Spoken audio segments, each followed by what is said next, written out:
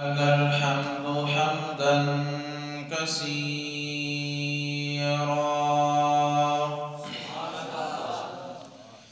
ولك الشكر شكرا كثيرا. أما بعد فأعوذ بالله من الشيطان الرجيم. بسم الله الرحمن الرحيم. يرفع الله الذين آمنوا منكم والذين أوتوا العلم درجات.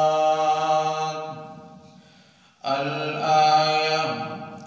قال النبي صلى الله عليه وسلم: فضل العالم على العابد كفضل القمر على سائر الكواكب أو كما قال. گلستانی علم و حکمت کے عجب نرالے پھول ہیں. گلستانی علم و حکمت کے عجب نرالے پھول ہیں.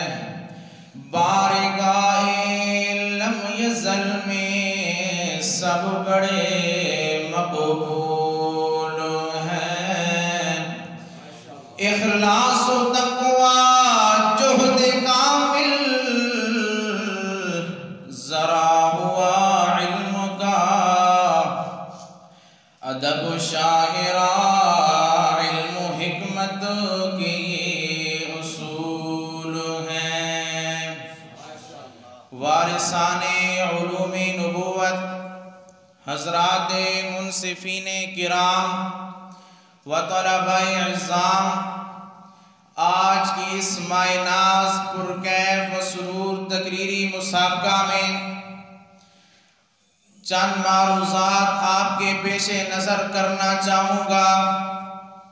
جس موضوع سخن کو اپنے لب کی زینت بنانا چاہوں گا وہ ہے علم کی فضیلت.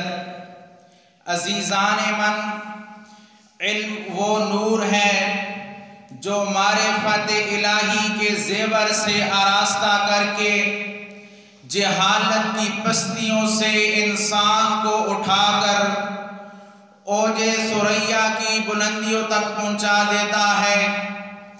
عزیزان من، علم وہ چیز ہے جس کی فضیلت میں رب ذوالجلال نے اپنے کلام میں فرمایا: یرفع اللہ الذین آمنوا منکم والذین اوتوا العلم درجات.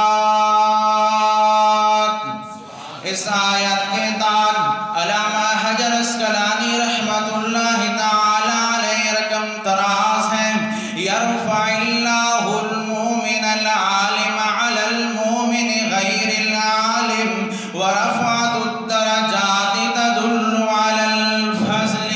اللہ رب العزت نے مومن عالم کو مومن غیر عالم پر فضیلت عطا کی ہے، اور درجات کی بلندی علم کی فضیلت پر دلالت کرتی ہے.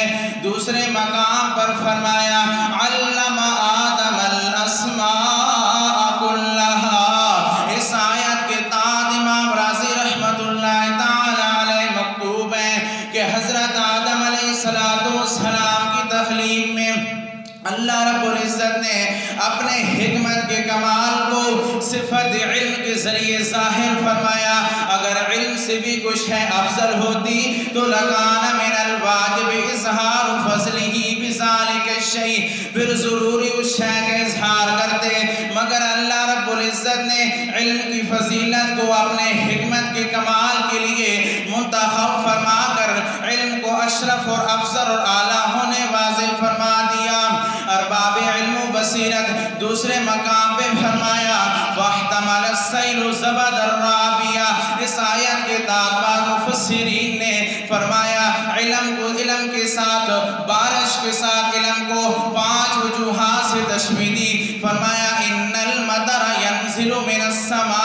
كذلك العلم من السماء، جس طرح آسمان سے بارش اتری ہے اسی طرح آسمان سے علم بھی اترا ہے، جس طرح آسمان سے بارش اتری ہے زمین کی اصلاح ہوئی اسی طرح علم آسمان سے اترا مخلوق کی اصلاح کرے گا، جس طرح زمین پر بارش اترے زمین سے پودے نکلتے ہیں اسی طرح آسمان سے علم اترا ہے، اعمال اور اطاعت نکلے ہیں، اسی طرح آمنہ کے لال ساقی کوثر شافی محشر سید الکونین صلی اللہ علیہ وسلم نے فرمایا فضل العالم علی العابد کفضل القمر علی سائر الکواکب، جس طرح آسمان پر ستاروں پر چاند فضیلت رکھتا ہے اسی طرح زمین کی عبادات گزاروں پر عالم فضیلت رکھتا ہے۔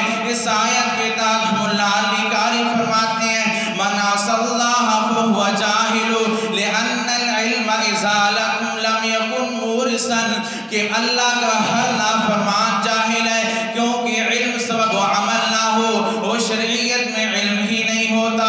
تو علم کی فضیلت پر شاعر بھی کہنے کا اٹھا علم کے سامنے بے بس ہیں